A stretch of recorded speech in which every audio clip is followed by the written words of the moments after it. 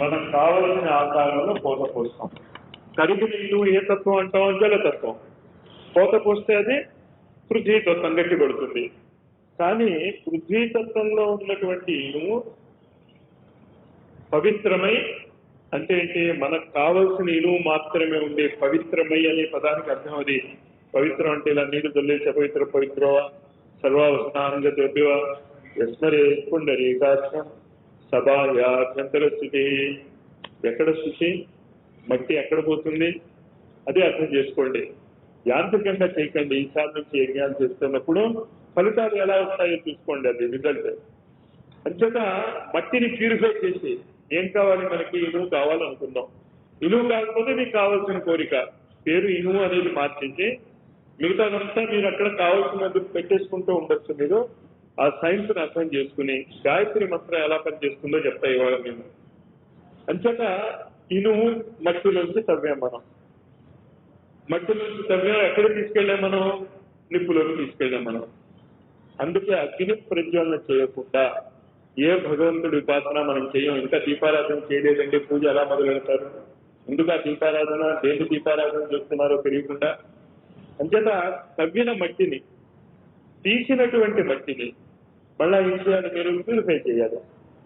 Purify చేశాక మనకు కావలసినటువంటి వస్తువునే పట్టుకుని తమాషా ఏంటి అంటే మా సైన్స్ లో బంగారాన్ని కూడా మట్టి అంటాం మనం. రాగి ఎక్స్ట్రాక్షన్ చేస్తూ ఎలక్ట్రాలిసిస్ చేస్తున్నప్పుడు వెండి బంగారం కింద పడతాయి అనాలిసిస్ చూస్తున్నప్పుడు. దానికి మేము ఇచ్చేటటువంటి పేరు ఏంటి అంటే యానోడ్ మట్ అంటాం. మట్టే మా దృష్టిలో బంగారం కూడా. ఋషుల కంటే చాలా హై లెవెల్ వాళ్ళకి అంతా మట్టే అయితే మాకు బంగారం ఇనుము కూడా మట్టే. రాగి చాలా ఇంపార్టెంట్ మాకు అక్కడ. రాగి ఎక్స్ట్రాక్షన్ అంటే ఇది ఎందుకు చెప్పాను అంటే మనకి ఏది కావాలో దాన్ని పట్టుకోవడం నేర్చుకోండి. మిగతా తప్ప ఎంత ముఖ్యమైనదైనా ఎంత ఖరీదు గలదైనా వదిలేయాలి. వదిలేస్తాం. ఎలా వదిలేస్తాం? ఆచమనం ద్వారా వదిలేస్తాం. 3 సార్లు ఆచమనం చేస్తాం మనం. మనోవాక్కాయ కర్మల యొక్క ఏకీకరణ అంటే ఎక్కడ ఏకీకరణ?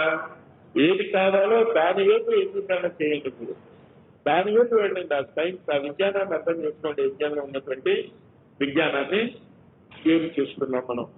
త్రికాణ శక్తి అని చెప్తూ ఉంటాం. ఆ రోజు ఏ ప్రాక్టికల్స్ మనం చేయగలుగుతున్నామో, ఏ లక్ష్యం సంపాదించడానికి యజ్ఞం చేయబోతున్నామో దాన్ని చాలా స్పష్టంగా మనసులో ఉంచుకున్న తర్వాత మీకు యజ్ఞ ప్రక్రియ గుర్తుంటే ప్రాణాయామం వస్తుంది.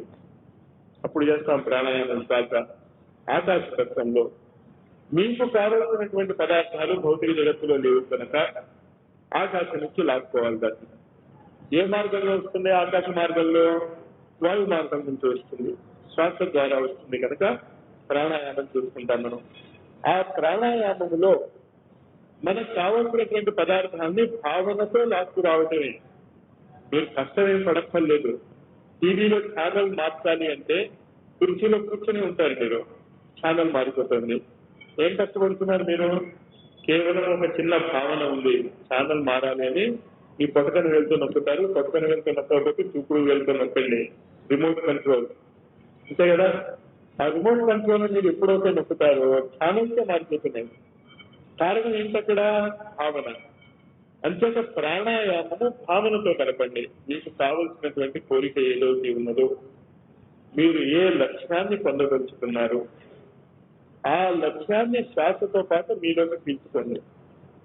పీల్చుకోండి మీలో తెలియ. శ్వాస ద్వారా ఏ లక్ష్యాన్ని మీరు పీల్చదలుచుకున్నారో దాన్ని మీరు పీల్చుకోండి. పీల్చుకున్న తర్వాత 3 సార్లు శ్వాస పీల్చుకుంటాం. పీల్చుకున్న తర్వాత అది బయటకు రావాలి కదా. లోపలే ఉంటే లాభం ఏంటి? అది మళ్ళా బయటకు రావాలి కనుక అంగన్యాసం చేస్తాం మనం. న్యాస యోగం చేస్తాం. నా కళ్ళు, నా పెదవులు, నా చెవులు, నా చేతులు, నా కాళ్ళు ఇవంతా కూడా నేను ఏ లక్ష్యాన్ని సాధించదలుచుకున్నానో ఆ లక్ష్యము వైపు నేను వెళ్తాను అనేటటువంటిది మనం చేస్తాం. ఇదంతా చేయటానికి కావలసినటువంటి శక్తి, ఈ విధానాన్ని అర్థం చేసుకోవడానికి కావలసినటువంటి పనిముట్లు అనుకుందాం మనం. లేకపోతే ఆపరేటర్స్ అనుకుందాం. ఆ ఆపరేటర్స్ ని గాయత్రి మంత్రం అంటాం మనం. ఇంకా ఆ గాయత్రి మంత్రాన్ని మనం అర్థం చేసుకోవటానికి ముందు మనందరికీ గాయత్రి మంత్రం వచ్చు కనుక ఓ 5 నిమిషాలు చేద్దాం. దాన్ని చేసిన తర్వాత దాన్ని ఎలా ఉపయోగించుకోవాలో నేర్చుకుందాం. మనం ఒక 3 సార్లు డీప్ బ్రీదింగ్ చేసి మొదలు అలవాటు పడండి. డీప్ బ్రీదింగ్ అందుకు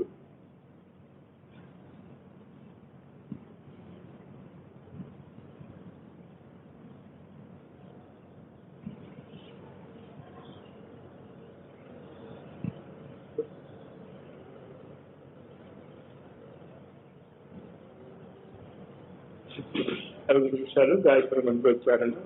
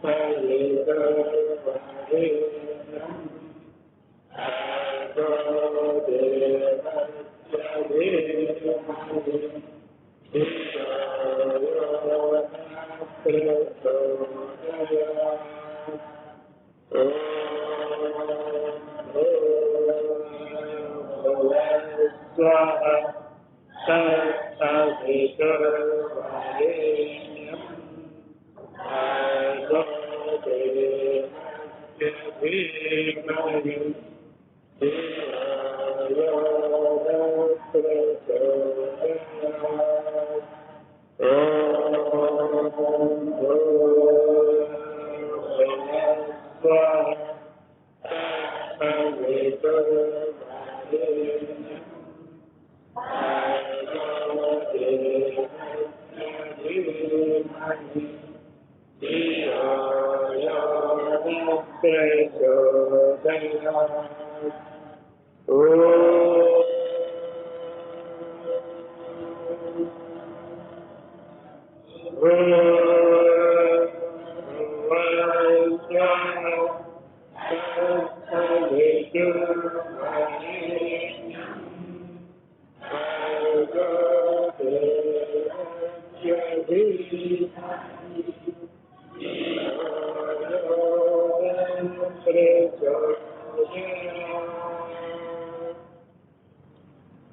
గాయత్రి మంత్రాన్ని ఉపయోగించుకుని ఎన్ని రకాల మార్పులు చేర్పులు మనం చేయగలమో మన జీవితంలో చెప్తూ ఋషులు 3 అతి ముఖ్యమైనటువంటి విషయాల గురించి మానవ జాతికి అవసరము. ఆ 3 ఉంటే ముందు మనిషికి మిగతావి ఉన్నా లేకపోయినా పర్వాలేదు. అంచేత మొట్టమొదట మనిషి ఆ 3 సంపాదించుకోవడానికి కావలసినటువంటి విధానం ఏమైనా ఉన్నదా అన్న దాని మీద ఈ మంత్రాన్ని డెవలప్ చేశారు వాళ్ళు. ఈ మంత్రాన్ని డెవలప్ చేయడం వెనకాతలు ఉన్నటువంటి చిన్న చిన్న సూత్రాలు అర్థం చేసుకోండి. మీరు ఆకాశతత్వాన్ని ఉపయోగించుకోవాలి అంటే, స్పేస్ని ఉపయోగించుకోవాలి అంటే సౌండ్, శబ్దాన్ని ఉపయోగించుకోవాలి. అందుకే ఆకాశతత్వానికి తన్మాత్ర శబ్దము అంటాం.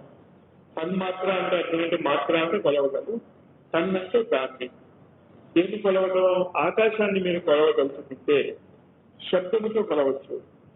అనంతము అనే ఒక మాట శబ్దం వాడేస్తే, అనంతం అంటే ఇష్టం ఇంకా దానికి అంటూ లేదు కదా, కానీ వాడింది ఏంటో ఒక చిన్న శబ్దం వాడారంటే, శబ్దంలో 3 అక్షరాలు ఉన్నాయి, లేకపోతే 3.5 అక్షరాలు ఉన్నాయి అనుకోవచ్చు.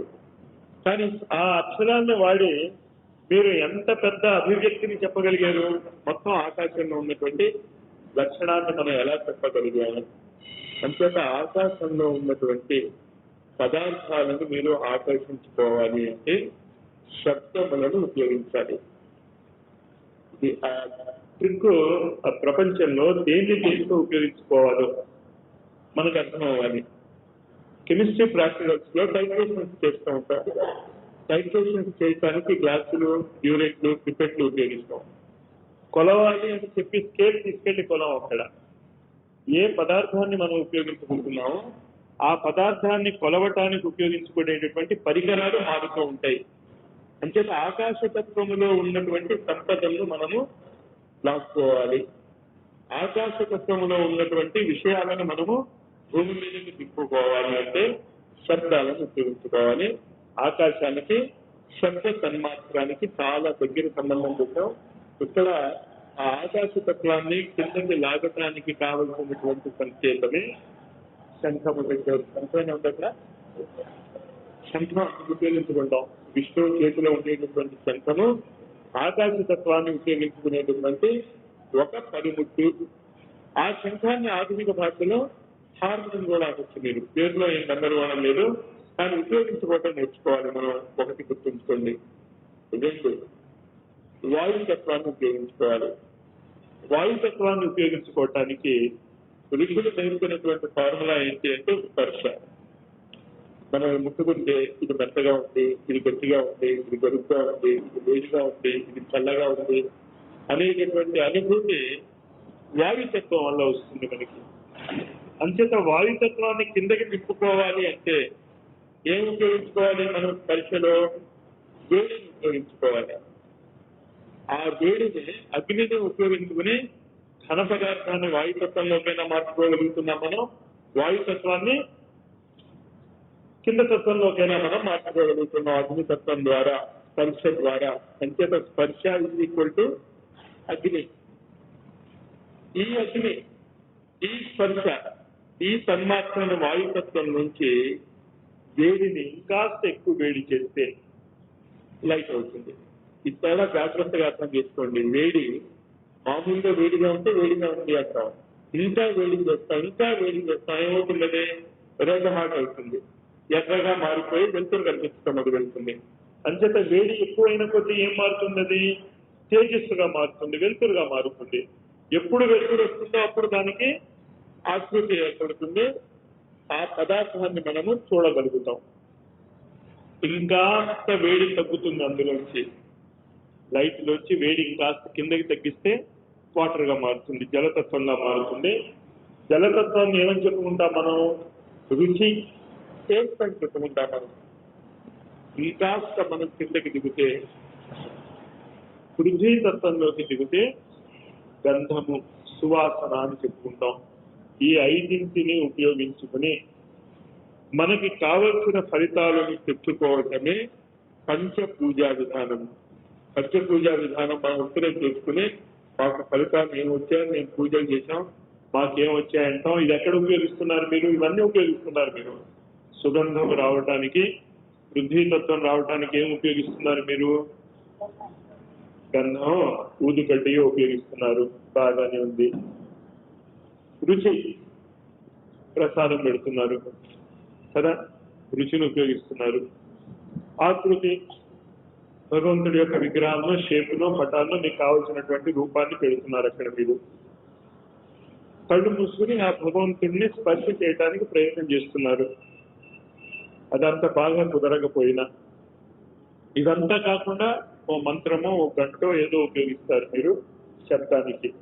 కానీ ప్రపంచంలో ఉన్నటువంటి 5 తత్వాలు, మన శరీరంలో ఉన్నటువంటి 5 తత్వాలు, ఈ రెండిటికి సామరస్యం కుదుర్చుకుని ఫలితాలు మనం సైన్స్ లో ఏ విధంగా పొందుతామో ఆ విధంగా పొందాలి అనేటటువంటి ప్రయత్నం మనం చేయటం లేదు కనుక దాన్ని కాస్త జాగ్రత్తగా అర్థం చేసుకోండి.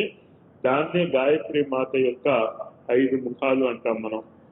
గాయత్రి మాత యొక్క 5 ముఖాలు కూడా ఈ 5 తత్వాలే. కానీ 5 తత్వాలను ఉపయోగించుకుని కావలసిన పదార్థం తయారు చేయాలి అంటే ఒక క్లాసులో మీకు వచ్చేది, ఒక క్లాసులో నేను నేర్పాలేను, నేను చేయగలనా అంటే నేను చేయాలను.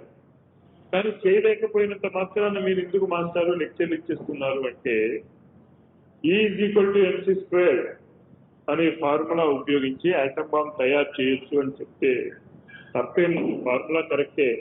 మీలో ఎవరికైనా అభిరుచి ఉండి మీరు దాన్ని డెవలప్ చేసుకుంటాము అంటే డెవలప్ చేసుకుని బాంబులు వేయొచ్చు ఎవరి మీదైనా, తప్పేం లేదు. కానీ దానికి కావలసిన బ్యాక్గ్రౌండ్, దానికి కావలసిన సాధన కూడా చేయవలసి ఉంటుంది. ఆ సాధన ఎలా చేయాలి, ఏ విధంగా చేయాలి అనేది గాయత్రి మంత్రం చెప్తుంది. ఇందాక మనం ఉపయోగించినటువంటిది చూడండి ఎలా చెప్తుందో. అది 5 పార్ట్స్ గా చేసి చెప్తాం గాయత్రి మంత్రాన్ని. ఓం, మొట్టమొదట గాయత్రి మంత్రంలో ఓంకార ఉచ్చారణ చేస్తాం మనం. ఈ ఓంకార ఉచ్చారణ చేసినప్పుడు మనం 3 రకాలైనటువంటి స్థితుల్లో ఎప్పుడు జీవిస్తూ ఉంటాం మనం. జాగ్రత్త, స్వప్న, సుషుప్తి. సాధారణంగా క్లాస్లో ఉన్నప్పుడు మెలుగుగా ఉన్న పడుకునే ఉంటారు స్టూడెంట్స్. నాకు బాగా అనుభవం. ఇంకో తమాషా, స్టూడెంట్స్ ఉన్నారు చెప్పకూడదు ఇక్కడ, కానీ తప్పదు కదా, సైన్స్ అంటే ఫ్యాక్ట్స్ లాగా చెప్పాలి. కానీ మేము కూడా పడుకునే చెప్పేస్తాం. ఏం చెప్తున్నామో మాకు గుర్తుండదు, నోట్లోంచి మాటలు అలవాటు అయిపోయాయి కనుక వెళ్ళిపోతూ ఉంటాయి. అవి పడుకుని చదువుతారు, పడుకుని పాఠం వింటారు, పడుకుని పాఠం చెప్తారు. అలా కాకుండా మెలకుగా ఉచ్చారణ చేయండి ఓంకారాన్ని. ఓం అనేటటువంటి ఉచ్చారణ మనం చేసినప్పుడు మనలో 3 మార్పులు జరగాలి. ఆ 3 మార్పులు ఏ క్షణంలో అయితే జరగటం మొదలెడతాయో ఓంకారము తన పని చేయటం మొదలెడుతుంది. హిందూలో 7వ తారీఖు పేపర్లో, డిసెంబర్ 7వ తారీఖు పేపర్లోనే అమెరికన్ బోస్టన్ యూనివర్సిటీలో మెడికల్ కాలేజీ ప్రొఫెసర్ ఒక పేపర్ చదివాడు. ఈ కాలంలో ఎయిడ్స్ అనేటటువంటి వ్యాధి సైంటిస్టులను చాలా ఆందోళన పరుస్తోంది. వాళ్ళకి అసలు ఏం చేయాలో ఏమీ అర్థం కావట్లే. అతను బోస్టన్లో మెడికల్ కాలేజీ ప్రొఫెసర్ ఒక పేపర్ చదివాడు. ఏం చదివాడు అతను? ఓం అనేటటువంటి ఉచ్చారణ. ఎలా ఉచ్చారణ చేయమన్నాడు అంటే అతను ఓ అని అన్నాం కదా, ఈ ఓ అంటానికి ఎంత టైం పడుతుందో దానికి 7 రెట్లు టైం అంటానికి పట్టాలి. ఉచ్చారణ అలా చేయమన్నాడు. ఓం. అలా కనుక ఉచ్చారణ చేస్తే పేపర్లో పడింది, హిందూ పేపర్లో చేస్తే ఎయిడ్స్ వ్యాధికి కావలసినటువంటి యాంటీబాడీస్ శరీరంలో తయారవుతున్నాయి అని నేను కనుక్కున్నాను అన్నాడు. అంత మాత్రమే కాదు, ఈ పని చేస్తున్నప్పుడు అతనికి సైడ్ ఎఫెక్ట్స్ గా చాలా విషయాలు అర్థమయ్యాయి అని చెప్తూ, పిల్లలు పుట్టరు ఈ దంపతులకి శాస్త్ర ప్రకారము, వైద్య శాస్త్ర ప్రకారము పిల్లలు పుట్టడానికి వీలు లేనటువంటి 100 మంది దంపతులు ఉంటే సైన్స్ ప్రకారం వాళ్ళకి పిల్లలు పుట్టరు ఇంకా అనేటటువంటి నిర్ణయానికి వచ్చినటువంటి 100 మంది దంపతుల చేత ఈ ఓంకారం చేయించారు. 6 నెలల లోపల 40 మందికి రిజల్ట్స్ వచ్చాయి. 6 నెలల లోపల. ఇంకా కంటిన్యూ చేస్తే అందరికీ వస్తాయేమో తెలియదు మనకి. తను చేసింది 6 నెలలే చేశాను నేను, ఇంకా ఎక్స్పెరిమెంట్ చేయాలి అని రాశాడు. దాని తర్వాత ఇంకో మాట రాశాడు, ఈ సాధారణంగా ఈ ప్రొఫెసర్స్ వాళ్ళు కూడా అనేక నర్సింగ్ హోమ్స్ లో వాళ్ళకి అకౌంట్ ఉంటుంది. అంతటా ఆ వేరు హాస్పిటల్స్ లోకి ఎక్కడైతే ఇతను డాక్టర్ గా పనిచేస్తున్నాడో అక్కడక్కడ ఈయన కేర్ లో ఉన్నటువంటి వార్డ్స్ లో ఈ ఓంకార జపం చేయించాడు. ఆయన చేయిస్తే మెడికల్ బిల్స్ 36.5% తగ్గాయిగా. మందులు అమెరికాలో చాలా ఎక్కువ ఖరీదు.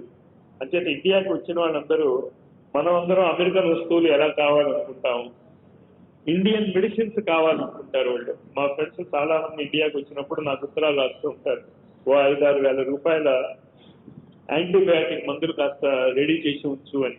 ఇచ్చేటంటే ఇక్కడ రూపాయికి పెరిగే యాంటీబయాటిక్ అక్కడ $12 దొరుకుతుంది కాదు. $12, 12 × 35 యాంటీబయాటిక్.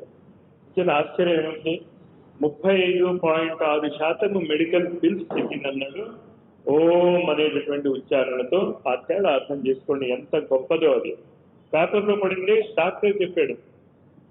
యోగి చెప్తేనో ఎవరో గడ్డపవాడు చెప్తేనో వినం మనం, ఇండియన్ చెప్తే అసలు వినం కదా. అంచేత ఫారినర్ చెప్పాడు, బోస్టన్ లో చెప్పాడు. అందులో బోస్టన్ యూనివర్సిటీ మెడికల్ కాలేజీలో చాలా ఫేమస్ యూనివర్సిటీ అది. అంచేత ఈ ఓం అన్నప్పుడు ఇన్ని మార్పులు వస్తాయి మీకు తెలిసినా తెలియకపోయినా. కానీ ఇందాక శ్వాసలాగే మీరు ఓం అని ఒకసారి ఒకలాగని, ఇంకోసారి ఓం ఒకసారని, మరి అలా చేస్తే లాభం లేదు. కరెక్ట్ గా ఉచ్చారణ చేయండి దాన్ని. ఆ ఉచ్చారణ చేయడంలో కరెక్ట్ గా ఏమిటి అంటే ఓ అలా తొందరపడుతుంది. 21 సార్లు ఓంకారం అయిపోవాలండి ఓం ఓం ఓం ఓం అంటే ఏమవుతుంది, ఏమవుతుంది. నీట్ గా చేయండి, ఆ క్వాలిటీ తీసుకురండి. దాన్ని తొందరగా చేయండి. దేన్ని కూడా టైం పడుతుంది మరి ఫలితం కూడా అంత రావాలి కదా. అంతేక ఆ ఓం అనేటటువంటిది కారణం ఇస్తుంది. అంత శక్తి ఎలా వచ్చిందని అందులో కారణం ఉండాలి కదా. అన్ని వ్యాధి నివారణ అలాగా ఉంది చూస్తూ ఉంటే, ఆయన చెప్తూ ఉంటే మన వాళ్ళు, మన శాస్త్రజ్ఞులు, మన ఋషులు అసలు ఓంకారాన్ని మించింది ఏమీ లేదు. అసలు ఈ ప్రపంచం అంతా కూడా ఓంకార స్వరూపమే అంటూ ఉంటారు. దానికి కారణం ఏమిటి అంటే మన చేతనత్వంలో 3 స్థాయిలు ఉన్నాయి: జాగ్రత్త, స్వప్న, సుషుప్తి. మనం అందరం కూడా మెలకుగా ఉన్నాం. మెలకుగా ఉన్నప్పుడు జీవించినటువంటి జీవితంలో ఉన్నటువంటి బాధలు, మెలకుగా ఉన్నప్పుడు ప్రాముఖ్యత ఇస్తాం. మెలకుగా ఉన్నప్పుడు సుఖంగా ఉంటే సుఖంగా ఉన్నట్టు లెక్క, మెలకుగా ఉన్నప్పుడు కష్టాల్లో ఉంటే కష్టాల్లో ఉన్నట్టు లెక్క. కానీ ఋషులు చెప్పేది ఏంటి అంటే మెలకుగా ఉన్నటువంటి జీవితము 1/3. ఇంకా 2 రకాల జీవితాలు మీరు జీవిస్తున్నారు. ఒకటి స్వాప్నిక జీవితం, కలలు కనేటటువంటి జీవితము. లేదు, కలలు కనేటటువంటి జీవితము అంటే అంత బాగా లేకపోతే ఊహల్లో జీవిస్తూ ఉంటాం. ఊహల్లో ఉండేటటువంటి జీవితం కాకుండా గాఢ నిద్రలో జీవించేటటువంటి జీవితం. ఈ 2 జీవితాల గురించి అసలు మనం పట్టించుకోవటమే లేదు. ఋషులు చెప్పేది ఏంటి అంటే ఊహల్లో ఉండేటటువంటి జీవితాన్ని కనుక మీరు పట్టుకోగలిగితే ఇక్కడ ఉన్నటువంటి జీవితం మారిపోతుంది. ఈ జీవితము మీ ఊహల్లోంచి వచ్చినటువంటి జీవితమే. మళ్ళీ చెప్తాను, జాగ్రత్త వినండి. అక్కడ ట్రిక్ ఉంది. ఓంకారం పనిచేయటానికి కానీ మన గాయత్రి మంత్రం పనిచేయాలన్నా ఈ యాంగిల్లో, ఈ దృష్టికోణంలో మీరు దాన్ని ఉపయోగించుకుంటే పనిచేస్తుంది. నిన్న కథ చెప్పాను, మీకు చెప్పాను కదా, వాడు ఒక మట్టి ముక్క ఒక రాయి తీసుకెళ్ళి విలువ కట్టి రమ్మంటాడు. విలువ కట్టి రమ్మంటే ఒక వంకాయ దగ్గర నుంచి రాజ్యం అంతా ఇచ్చినా కూడా దానికి విలువ కట్టలేము రామనామానికి అని ఏ విధంగా చెప్పుకుంటాము. ఈ మంత్రానికి నిజంగా విలువ కట్టలేము, ఉపయోగించుకోవడం తెలిస్తే. ఓ బ్రెయిన్ సర్జన్ ఉదాహరణ ఇస్తూ ఉంటాను నేను ఎప్పుడు కూడా. చిన్నపిల్లవాడి చేతిలో కత్తి, ఒక బ్రెయిన్ సర్జన్ చేతిలో ఉన్నటువంటి కత్తి రెండు ఒకటే, ఏమీ తేడా లేదు, ఒకేలాగా పనిచేస్తాయి, ఒకేలాగా కోస్తాయి. కానీ చిన్నపిల్లవాడి చేతిలో ఉన్న కత్తి చూసి మనం భయపడతాం, బాబోయ్ తీసేయండి వాడి చేతిలోంచి అని. బ్రెయిన్ సర్జన్ లో మనమే తీసుకెళ్లి కత్తి వాడి చేతిలో పెడతాం, ఆయన పోయి నీ ఇష్టం, నువ్వు కోసినందుకు నీకు 50,000 60,000 ఇచ్చుకుంటాం కూడా, సమర్పయామి అని. ఎందుకు? ఆ కోత వెనకాతల జ్ఞానం ఉంది, విజ్ఞానం ఉంది. ఎలా కొయ్యాలో, ఎలా కోస్తే ఏం తెలుస్తుందో తెలుసుకోవటం లాగే గాయత్రి మంత్ర ఉచ్చారణలో కూడా ఒక విజ్ఞానం ఉంది, ఒక సైన్స్ ఉంది. ఆ జ్ఞానాన్ని ఉపయోగించుకుని మీరు గాయత్రి మంత్రాన్ని ఉపయోగించుకుంటే అద్భుతమైనటువంటి ఫలితాలు ఇస్తాయని చెప్తున్నారు ఋషులు. అందులో మొదటి ముక్క ఇది, అర్థం చేసుకోండి. ఓంకారాన్ని జాగ్రత్త, స్వప్న, సుషుప్తి అవస్థలలో, స్వప్న అవస్థను మనం ఎక్కువగా ఉపయోగించుకోవాలి. You should learn to imagine. మూర్తి కల్పన చేయాలి మనం. అందుకే యజ్ఞం చేసేటప్పుడు అప్పుడు కూడా సంకల్పము తీస్తాం మనం. సంకల్పం చెప్పకుండా పూజలు చేయం మనం. కల్పన అంటే ఏంటి? ఊహ. ఎలాంటి ఊహ? సంకల్పన, మంచి ఊహ. కల్పన చేయడం నేర్చుకుని ఆ కల్పన కిందకి తిప్పటమే శాస్త్రము. మొత్తము ఆధ్యాత్మిక. బాహ్య జగత్తులో ఎన్ని బాధలున్నా, బాహ్య జగత్తులో, ఈ భౌతిక జగత్తులో మీకు ఏది అసంభవం అనిపించినా కూడా దాని గురించి మీరు పట్టించుకోకండి అంటుంది ఋషులు. అసంభవం అనేది ఏమీ లేదు. కావాల్సింది ఏంటి? కల్పన, సంకల్పన. సంకల్పం, మంచి సంకల్పం ఎలా చేసుకోవాలి, ఏ విధంగా చేసుకోవాలి, ఎక్కడి నుంచి చేసుకోవాలి అనేది గాయత్రి మంత్రం మనకి చెప్తుంది. ఎలా సంకల్పం చేసుకోవాలని చెప్తుంది. భువః స్వః. జాగ్రత్త, స్వప్న, సుషుప్త అవస్థలు కేవలము మీకు మాత్రమే లేదు, ప్రపంచం అంతటికీ ఉంది. అంచేత ఒక సైంటిస్ట్ ఒకటి కనిపెడితే ప్రపంచంలో అందరికీ ఉపయోగపడుతుంది. అది నేను కనిపెట్టాను కనుక నాకు మాత్రమే ఉపయోగపడటం అనేది ఉండదు కదా. ఉపయోగపడితే అది అందరికీ ఉపయోగపడుతుంది. అలాగే ఒక ఆటం బాంబ్ కనిపెడితే అందరినీ సాగుపడుతుంది. అది అంతే తప్ప ఒకరిని మాత్రమే సాగుపట్టడం అనేది ఉండదు కదా. అందువల్ల ఈ గాయత్రి మంత్రంలో వ్యాహృతులు మనం పెట్టాం అక్కడ భువః స్వః. మీరు కల్పన చేసేటప్పుడు గుర్తుంచుకోండి, మీ ఒక్కళ్ళకి కాదు ఆనందం రావాలి, పక్క వాళ్ళకు కూడా ఆనందం రానివ్వండి. నేను ఒక్కడనే సుఖపడాలి అనేటటువంటి ప్రమాదకరమైనటువంటి ఆలోచన ధోరణి ఉండకుండా ఉండాలి. అందరూ గుర్తు చేసుకున్నాం. అదృష్టవశాత్తు మనకి ముఖ్యంగా భారతీయులకి అలాంటి ప్రమాదకరమైనటువంటి ఆలోచనలు రావు ఎప్పుడు కూడా. చేత దాని గురించి గొడవ లేదు. కానీ ఈ సంకల్పం, ఈ ఊహ ఎక్కడి నుంచి మీరు మొదలెట్టాలి? ఈ ఊహించుకోవటానికి మీ దగ్గర ఉన్నటువంటి పనిముట్లు ఏమిటి అంటే భగవద్గీతలో చెప్తాడు ఈ పనిముట్ల గురించి. మన సాధన అంతా కూడా దేనికోసం చేస్తున్నాం? యోగ సాధన చేస్తున్నాం కదా. యోగ సాధన అంటే యోగం పొందటానికి. అంటే ఏ వస్తువు మనం కావాలనుకుంటున్నామో ఆ వస్తువు పొందేటటువంటి యోగము కావాలి. యోగం అంటే అదే కదా. ఏదైనా ఒక వస్తువు మనకు దొరకలేదు అనుకుంటున్నాం, ఆ యోగం లేదురా అంటాం. ఆ యోగం లేదురా అంటే అర్థం ఏంటి? ఏది కావాలనుకున్నామో అది మనకి లభించలేదు అని. యోగ సాధన అంటే అర్థం ఏంటి? ఏది మీరు కావాలనుకుంటున్నారో అది లభించాలి మీకు. అది కదా యోగ సాధన. ఈ యోగ సాధన మొట్టమొదట ప్రపంచంలో ఎవరికి నేర్పబడింది? ఎవరు దీనికి ఆది పురుషుడు? ఎవరు దీనికి మూలము అంటే భగవద్గీతలో చెప్తాడు శ్రీకృష్ణుడు. ఇమం వివర్సతే యోగము ప్రోక్తవానః మవ్యయం. ఈ యోగాన్ని మొట్టమొదట నేను సూర్యుడికి చెప్పాను. నేను ఆ సూర్యుడి దగ్గర నుంచి అందరూ యోగం నేర్చుకోవాలి. మీకు భౌతిక జగత్తులో ఏ విధమైనటువంటి యోగాలు కావాలన్నా, ఏ విధమైనటువంటి అదృష్టాలు కావాలన్నా సూర్యుడిని పట్టుకోండి. ఇమం వివస్వతే యోగం ప్రోక్తవానః మవ్యయం. ఆ సూర్యుడు గారు ఏం చేశారు? వివస్వాన్ మనవే ప్రావః. ఆ సూర్యుడు మనుషులకు అందజేశాడు, మానవ జాతికి అందజేశాడు. మనువు అంటే మానవ జాతి అంతటికీ ఉన్నటువంటి అధిపతి లేక మానవ జాతి సింబల్. ఇంటి పెద్దకి ఏదైనా ఒక వస్తువు వస్తే ఆ వస్తువు ఎవరికి చెందుతుంది? ఇంటి పెద్దకి మాత్రమే కాదు, అందరికీ చెందుతుంది. అలాగే మనువుకి ఈ సూర్యుడు తన విజ్ఞానాన్ని అందజేస్తే మానవ జాతి మొత్తానికి ఈ విజ్ఞానము అందజేయబడింది, యోగ విద్య. ఏ యోగ విద్య అర్థమవుతుంది కదా? యజ్ఞము ద్వారా కావలసిన పదార్థాలు పొందేటటువంటి యోగ విద్య. ఈ యోగ విద్య మనువు ఎవరికి చెప్పాడు? వివస్వాన్ మనువే ప్రాహ మనురిక్ష్వా కవేబ్రవి విద్య. ఈ యోగ విద్య మనువు ఎవరికి చెప్పాడు? వివస్వాన్ మనువే ప్రాహ మనురిక్ష్వా కవేబ్రవి. ఇక్ష్వాకు వంశం వాళ్ళకి చెప్పాను. రాముడు యొక్క వంశావళి ఏదైతే ఉన్నదో సూర్యవంశీయులకి చెప్పబడింది. అంటే ఇంకా రాముడి త్రేతాయుగంలో, రాముడి కాలంలో ఒకే యోగం ఉండేది, సూర్యుడి నుంచి వచ్చేటటువంటి యోగము. సూర్య విద్య, సూర్య విజ్ఞానము, సోలార్ ఎనర్జీ మాత్రమే ఉండేది. తర్వాత ఇంకా కిందకి దిగింది రిఫ్లెక్టెడ్ సన్, చంద్రుడు. మహాభారతంలో అందరూ కూడా చంద్రవంశీయుడే. ఇప్పుడు అటు సూర్యవంశీయులు లేరు, ఇటు చంద్రవంశీయులు లేదు. సూర్యుడిని ఉపయోగించుకోవటం లేదు, చంద్రుడిని ఉపయోగించుకోవటం లేదు. మళ్ళా జాగ్రత్తగా గుర్తుంచుకోండి, సూర్యుడు చంద్రుడు అనే పదము శ్వాసకు ఉపయోగిస్తాం మనం. కుడివైపు నుంచి వెళ్ళేటటువంటి శ్వాస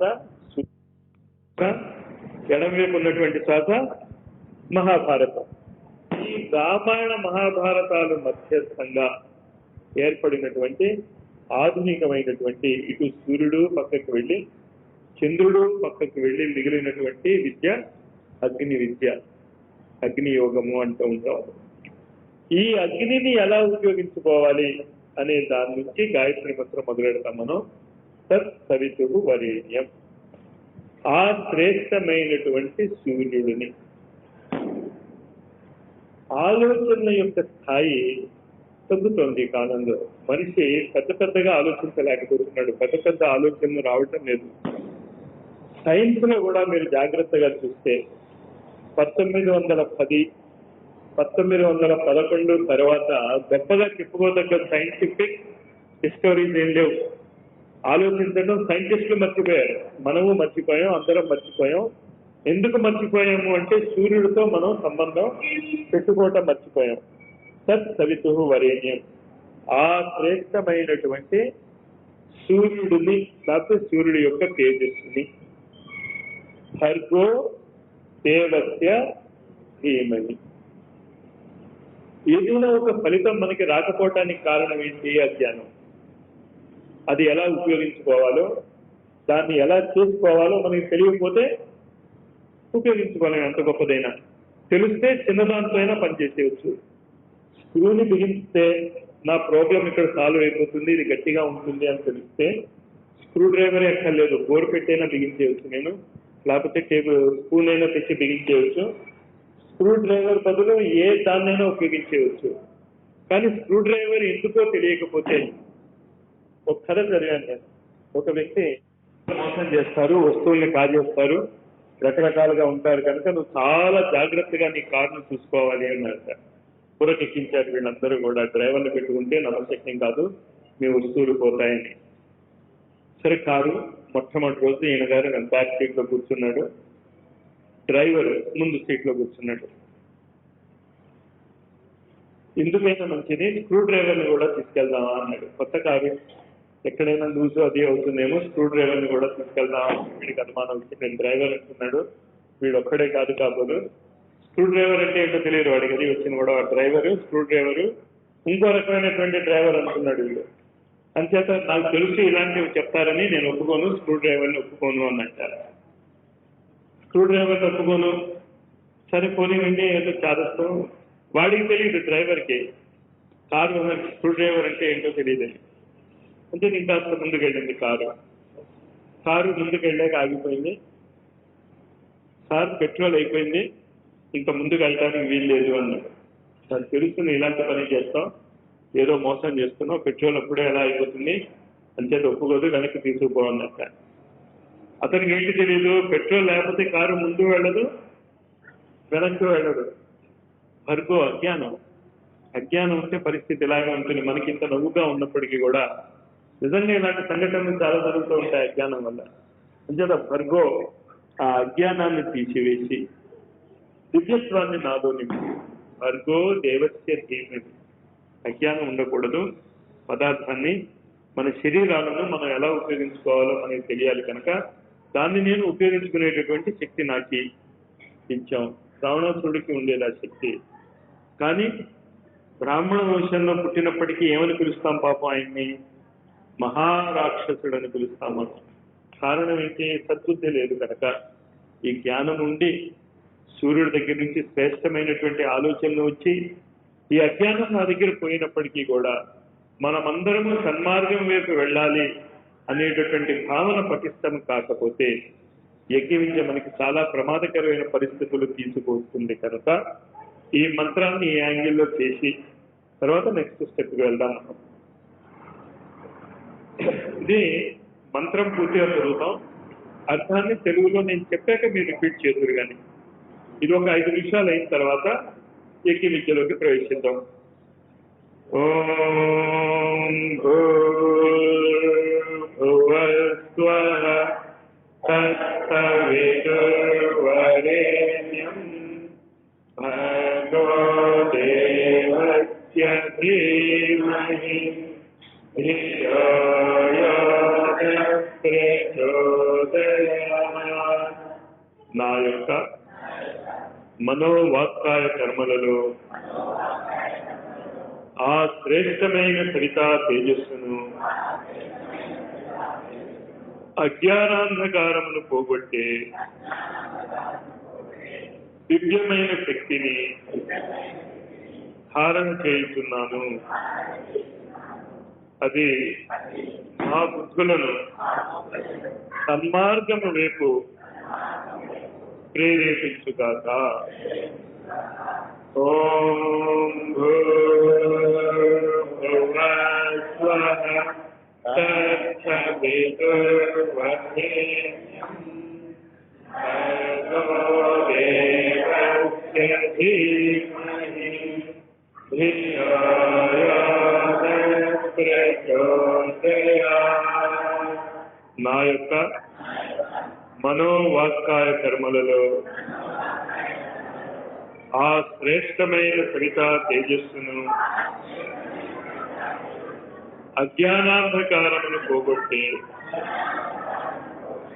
దివ్యమైన శక్తిని ధారణ చేయుచున్నాను.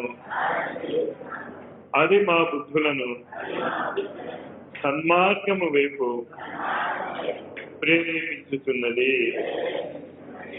ఓం భూర్భువస్వః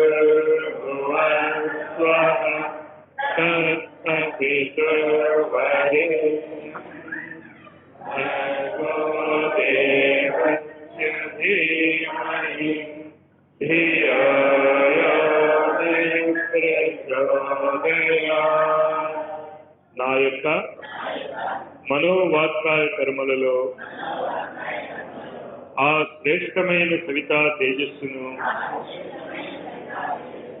అజ్ఞానాంధకారమును పోగొట్టే దివ్యమైన శక్తిని ధారణ చేయుచున్నాను.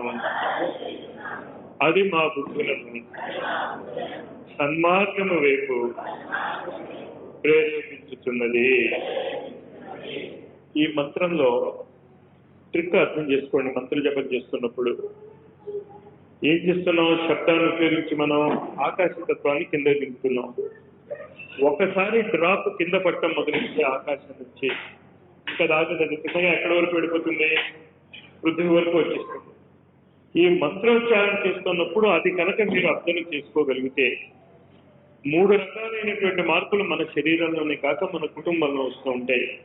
ఆ 3 ఏం చెప్పారు చూడండి. వాళ్ళు 3 బీజ మంత్రాలు ఇచ్చారు. అది కానీ బీజ మంత్రాల జోలికి మనం తర్వాత వెళ్దాం. తత్సవితుర్వరేణ్యం, ఆ శ్రేష్టమైనటువంటి సూర్యుడు అనే మాటతో శక్తిహీనత పోతుంది మనలో. అశక్తి ఏదైనా ఉంటే చేయలేనత్వము అనేటటువంటి మాట వాడితే ఇది నేను చేయలేను, ఇది నాకు చేత కాదు అనేటటువంటి భావన ఏదైనా ఉంటే ఆ భావన పోతుంది, అశక్తి పోతుంది. భర్గో దేవస్య ధీమహి, అజ్ఞానం పోతుంది. ధియో యోన ప్రచోదయాత్, అభావాలు పోతాయి, లేమిపోతాయి. 3 పోతాయి దాంతో. శక్తిహీనత పోతుంది అంటే శక్తి వస్తుంది, అజ్ఞానం పోతుంది అంటే జ్ఞానం వస్తుంది. తర్వాత అభావాలు పోతాయి, లేమిపోతాయి అంటే లక్ష్మీ సంపదలు వస్తాయి. దింపండి దాన్ని. ఒక చుక్క ఎలాగుంటే పైనుంచి ఎలా కిందకి దిగుతుందో ఈ మంత్రోచ్చారణ మీరు ఈ సహస్ర నుంచి ఈ పైనుంచి ఆ మంత్రం అలా కిందకి దిగుతున్న భావన, వైబ్రేషన్. సినిమాల్లో చూపిస్తూ ఉంటారు కదా, లైట్ ఎలా కిందకి దిగినట్టు. ఆ భావనతో చేయండి. ఆ భావన లేకపోతే, ఇందాకనే చెప్పాను కదా, భావన లేకపోతే ఎంత గొప్ప మంత్రం అయినా వేస్తే, భావన ఉంటే మంత్రాన్ని తలకిందులుగా చేసినా వాల్మీకి అవుతాడు. రామ అంటే చేత కాకపోతే కొన్ని తలకిందులుగా చేసుకోరా అన్నాడు. అంటే గందరగోళం పడకండి, భావన ఇంపార్టెంట్. ఇది ఈ భావన ఏదైతే నేను చెప్తున్నానో యాంత్రికంగా అనేకండి. వచ్చాం, ఇక్కడ కూర్చున్నాం, మనం నేర్చుకోవడానికి కూర్చున్నాం, ఆత్మవిద్యను నేర్చుకోవడానికి కూర్చున్నాం. ఋషులు అందించినటువంటి ఆ విద్య చాలా సులభమైన. శ్వాస నుంచి సూర్యుడి దగ్గరికి వెళ్తున్నాం మనం. ఆ సూర్యుడు సంపూర్ణ జగత్తుకి శక్తి ఇస్తున్నాడు. సంపూర్ణ జగత్తుకి శక్తి ఇచ్చేటటువంటి ఆ శక్తి కేంద్రం నుంచి మనము శక్తి పొందటంలో ఆశ్చర్యం ఉంది. ఎలక్ట్రిసిటీ కనెక్షన్ అందరికీ వస్తుంది. ప్లగ్ పెట్టుకుంటే మీకు వస్తుంది. ఆ ప్లగ్ పెట్టుకునే విధానము, సూర్యుడు ఆకాశంలో ఉన్నాడు కనుక ఆకాశంలో ప్లగ్ శబ్దం ద్వారా పెట్టుకుంటాం. ఇందాక నేను చెప్పాను కదా, ఆకాశ తన్మాత్రను ఉపయోగించుకోవటానికి శబ్దాలను ఉపయోగించుకోవాలి కనుక ఈ ప్లగ్ పాయింట్ లాగా పనిచేస్తోంది ఇది. కానీ మీ మనస్సు ఎక్కడో ఉంటే అద్భుతమైనటువంటి లెక్చర్ కొట్టినా ఏ విధంగా క్లాస్లో మీరు పాయింట్స్ మిస్ అయిపోతారు. ఈ గంటన్నర సేపు ఈ 2 రోజులు, అప్పుడే ఒక రోజు అయిపోయింది ఎలాగో, ఈ రోజు రేపు కాస్త మనస్సుని ఇక్కడ పెట్టుకుని ఆ విషయాన్ని అర్థం చేసుకోవడానికి ప్రయత్నం చేయండి. గాయత్రి మంత్రంతో సూర్యుడితో సంబంధం పెట్టుకుని సూర్యుడిలో ఉన్నటువంటి 3 శక్తిధారలు, శక్తికి సంబంధించింది, సద్భావనలకు సంబంధించింది, సంపదలకు సంబంధించింది. ఈ 3 శక్తి, సద్బుద్ధి, సంపద, 3 ఎత్తులు. సత్యసాయిబాబాది కూడా 3 ఎత్తులే ఎందుకు అయ్యాయో మరి ఆయనకి ఎస్ అంటాం. శ్రీ సత్య సాయి. ఆ 3 ఎత్తులే ఎక్కడ వస్తున్నాయేమో, ఎక్కడ వచ్చినా వచ్చేవి అదే. ఆ సంపదలు, సద్బుద్ధి, శక్తి. లింక్ పెట్టుకోండి ఆ ప్లగ్ పాయింట్స్ తో. ఇప్పుడు చేయండి దాన్ని కళ్ళు మూసుకుని. ఆకాశంలో ఉన్నటువంటి సూర్యుడు, మనలో ఉన్నటువంటి ఆత్మ అనేటటువంటి సూర్యుడు, ఈ రెండింటికి మధ్య ఉన్నటువంటి సంబంధాన్ని జోడించండి, అనుసంధానం. గాయత్రి మంత్రం అప్పుడు రిజల్ట్ ఇస్తుంది. ఎన్ని లక్షల సార్లు చేశారు ఏ ఇంపార్టెంట్ కాదు, అసలు ఒకసారి అన్నా కాదు లింక్ అవుతే. కానీ లింక్ అయిందో లేదో మనకి తెలియదు కనుక రోజుకి కనీసం ఇంతసేపు చేస్తాము అనుకుంటూ ఉంటాం. ఇప్పుడు మాత్రం మీరు చేస్తున్నప్పుడు శబ్దము ద్వారా సూర్యుడితో సంబంధము పెట్టుకుని శక్తిని, సంపదని, సద్భావాన్ని దింపుకుంటున్నాం. మన శరీరము అలా మారిపోవాలి, మన కుటుంబాలు అలా మారిపోవాలి, వీలు అవుతే ప్రపంచం అంతా అలా మారిపోవాలి అనే భావన మొదలైతుంది. ఓం భూర్భువస్వః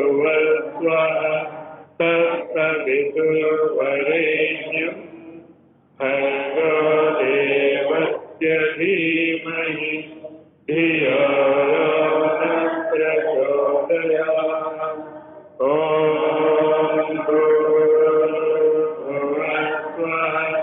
తత్సవితుర్వరేణ్యం భర్గో దేవస్య ధీమహి ధియో యో న ప్రచోదయాత్. ఓం భూర్భువస్వః తత్సవితుర్వరేణ్యం భర్గో దేవస్య ధీమహి ధియో యో న ప్రచోదయాత్. ఓం భూర్భువస్వః తత్సవితుర్వరేణ్యం భర్గో దేవస్య ధీమహి ధియో యో న ప్రచోదయాత్. ఓం భూర్భువస్వః तत्सवितुर्वरेण्यं भर्गो देवस्य धीमहि धियो यो न प्रचोदयात्। ॐ भूर्भुवस्सुवः तत्सवितुर्वरेण्यं भर्गो देवस्य धीमहि धियो यो न प्रचोदयात्। ॐ भूर्भुवस्सुवः तत्सवितुर्वरेण्यं भर्गो देवस्य धीमहि धियो यो न प्रचोदयात्। ॐ भूर्भुवस्सुवः तत्सवितुर्वरेण्यं भर्गो देवस्य धीमहि धियो यो न प्रचोदयात्। ॐ भूर्भुवस्सुवः तत्सवितुर्वरेण्यं भर्गो देवस्य धीमहि धियो यो न प्रचोदयात्। ॐ भूर्भुवस्सुवः तत्सवितुर्वरेण्यं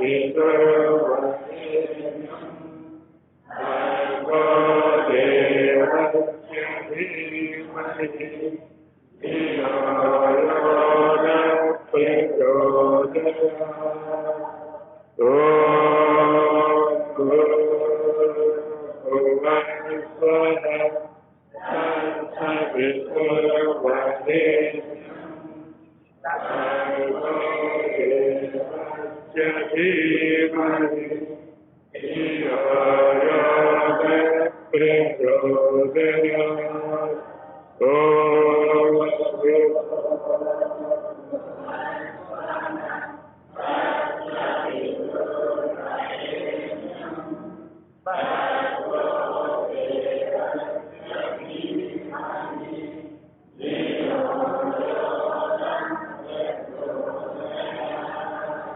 కంటిన్యూ చేయండి.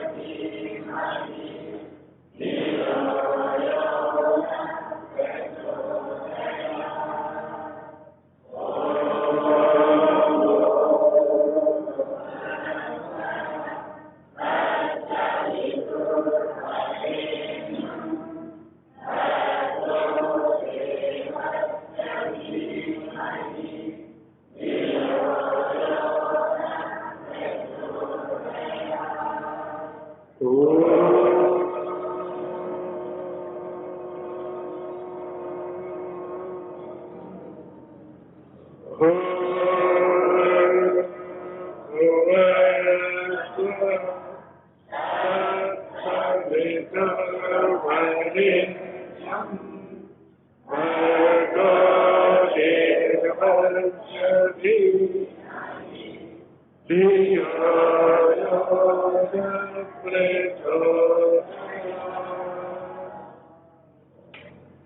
గాయత్రి మంత్రాన్ని ఈ ఉచ్చారణలో మీ లక్ష్యం ఏంటో అర్థం చేసుకోండి. గాయత్రి మంత్రం ముఖ్యంగా భారతదేశంలో తెలియని వాళ్ళు ఎవరు ఉండరు. గాయత్రి మంత్రాన్ని ఉచ్చారణ చేస్తూ సాధన చేసేటటువంటి వ్యక్తులు కొన్ని కోట్ల మంది ఉంటారు. కోట్ల మందిలో ఏ విధమైనటువంటి అనుమానం లేదు. మన ఆంధ్రప్రదేశ్లోనే చాలా ఎక్కువ సంఖ్యలో గాయత్రి మంత్రాన్ని ఉచ్చారణ చేసేటటువంటి కుటుంబాలు ఉంటాయి. కానీ ఇద్దరు వ్యక్తులే గాయత్రి మంత్రం యొక్క ఎఫెక్ట్ ని వాళ్ళ జీవితాల్లో చూపించుకున్నట్టు కనిపిస్తుంది. ఒకటి స్వామి దయానంద, రెండోది పూజ్య గురుదేవుడు శ్రీరామ శర్మ ఆచార్య. ఆ గాయత్రి మంత్రమే వాళ్ళు చేశారు, ఆ గాయత్రి మంత్రమే మనం ఉచ్చారణ చేస్తున్నాం. మరి వాళ్ళు ఎందుకంత గొప్పవాళ్ళు అయ్యారు?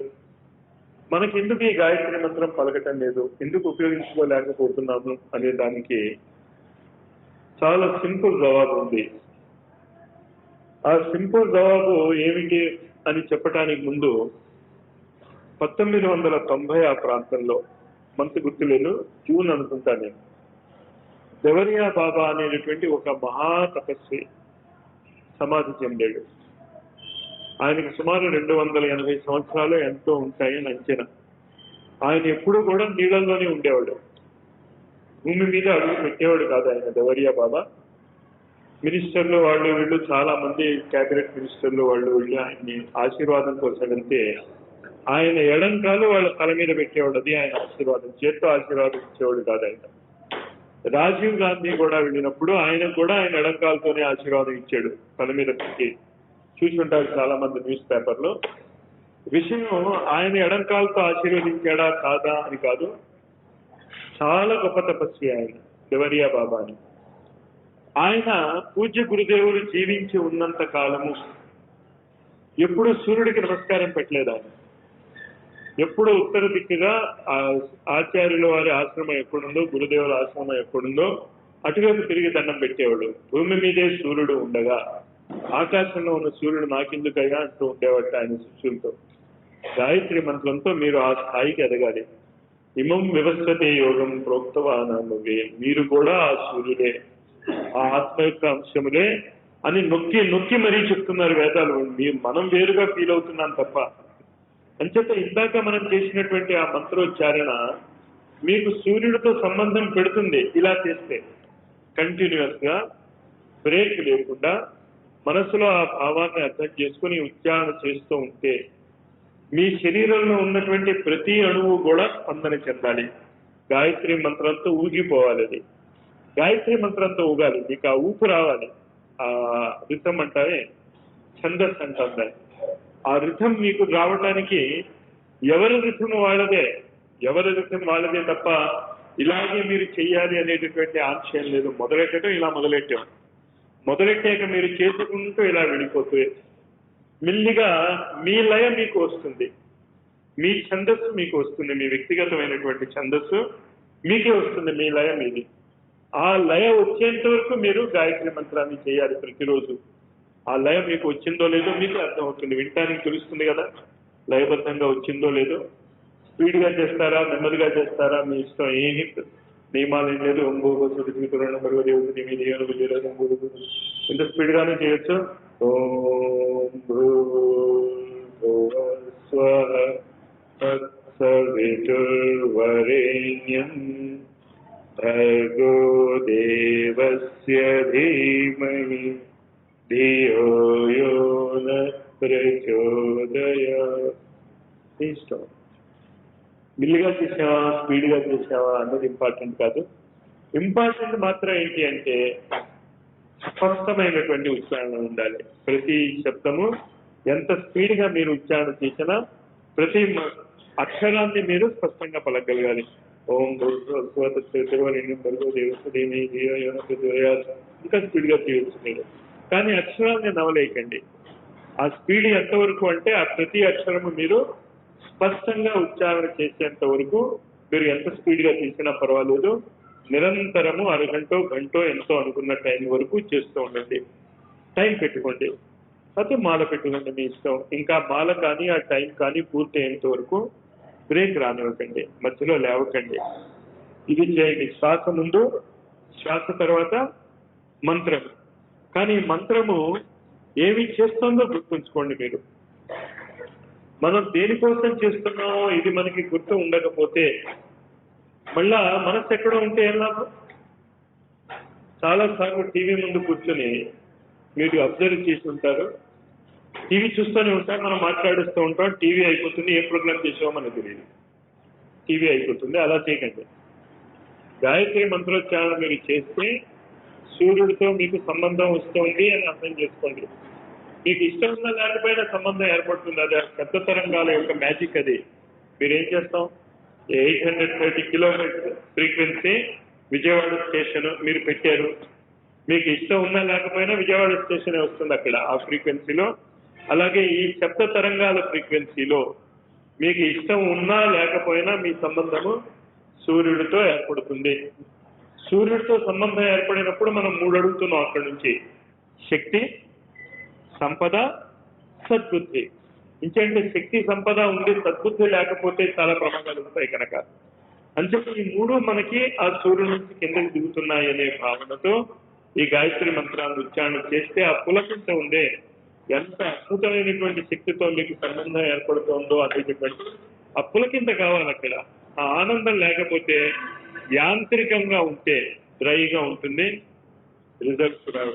కళ్ళమట నీళ్ళు వస్తే కానీ ఉండే క్షణంలో శక్తి కలెక్షన్ లేదు. డ్యాన్స్ చేయాలని చూస్తే డ్యాన్స్ చేయండి, ఆ టైంలో వస్తాయి. అలాంటివన్నీ కూడా చాలా సహజమైనటువంటివి. కానీ మాస్టర్ డ్యాన్స్ చేయమన్నారు కదా అని డ్యాన్స్ చేయకండి. మీకు డ్యాన్స్ చేయాలని అనిపిస్తే చేయండి. ఆ క్షణంలో ఆ భావోద్రేకం ఇచ్చి కళ్ళ కారుతుంటే కారణమండి, ఏమీ పర్వాలేదు. కంట్రోల్ నడుపుతున్నారు, నలుసు పడితే ఏం చేస్తున్నారు? ఒప్పుకోమ్మా, ప్రాక్టీస్ చేయాల్సిందే.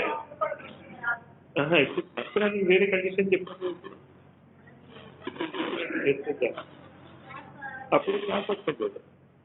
ఆ కన్ఫ్యూజన్ ఉందేమో మీరు మనం అడిగింది కనుక మంచిగా ఉంది. శ్వాస వేరు, మంత్రం వేరు. శ్వాస ప్రాక్టీస్ చేస్తున్నప్పుడు శ్వాసనే ప్రాక్టీస్ చేయండి. మంత్రం ప్రాక్టీస్ చేస్తున్నప్పుడు మంత్రమే ప్రాక్టీస్ చేయండి. కానీ చాలా మంది గురువులు మంత్రాన్ని శ్వాసని కలుపుతూ ఉంటారు, కలపవచ్చు.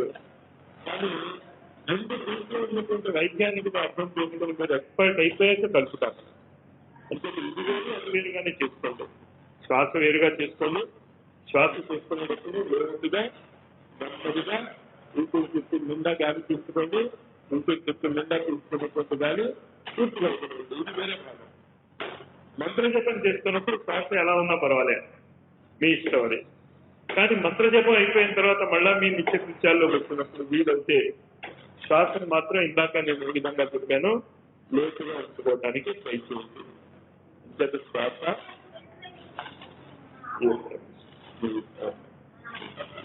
ఈ వీలు బట్టి మెల్లిమెల్లిగా అదే ఆపిస్తుంది. ఈ గాయత్రి మంత్రము రెండోది ఏం చెప్పుకున్నాం మనం, శ్వాస. ఈ రెండు కాకుండా మూడోది వృత్తులు అందజేశారు మనకి. ఈ 3 మీరు గుర్తుంచుకుంటే ఆధ్యాత్మిక జగత్తులో ఎన్ని మెట్లైనా మీరు ఎక్కువ. కన్ఫ్యూషన్స్ అనేటటువంటి ఒక చైనీస్ శాస్త్రజ్ఞుడు ఫిలాసఫర్ నాగబట్టాడు. 10,000 కిలోమీటర్లు మీరు నడవాలన్నా నడిచేది ఒక అడుగు వేస్తాడు. ఒక అడుగు తీస్తాం, ఒక అడుగు వేస్తాం, ఒక అడుగు తీస్తాం, ఒక అడుగు వేస్తాం. నడిచేది ఒక అడుగే, వెళ్ళేది మాత్రం ఎంత దూరమైనా విడిపోవచ్చు.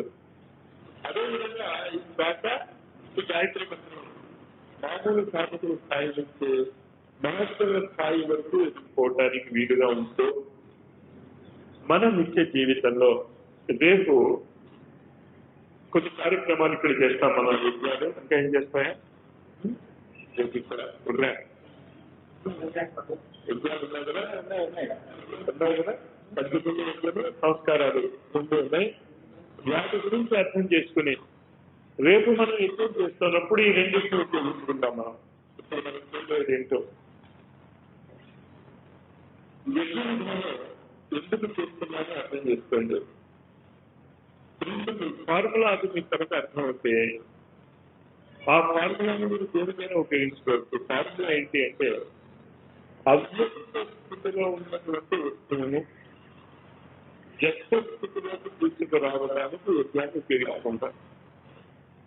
ఏదైనా సరే పుస్తకాన్ని స్టేషన్ గుర్తులు పిల్లలు లేరు, పిల్లలు కావాలి. ఆ పిల్లలకు కావాల్సినటువంటి ప్రావిధానం కానీ ఆ పిల్లలకు కావాల్సినటువంటి హరిష్టానం కాదు ప్రకృతిలో లేదు. యజ్ఞం చేశాడు, అవ్యక్త స్థితిలోకి యజ్ఞ పురుషుడు ద్వారా బయటకు వస్తుంది. అది దాన్ని పంచిపెట్టాడు. ద్రుపదుడికి ద్రోణాచార్యుడి మీద కోపం వచ్చింది, యజ్ఞం చేశాడు. ఏమైంది? యజ్ఞకుండం నుంచి ద్రోణాచార్యుడిని చంపగలిగేటటువంటి దుష్టజుమ్నుడు అనేటటువంటి కొడుకు మళ్ళా ద్రోణాచార్యుడి మీద పదవి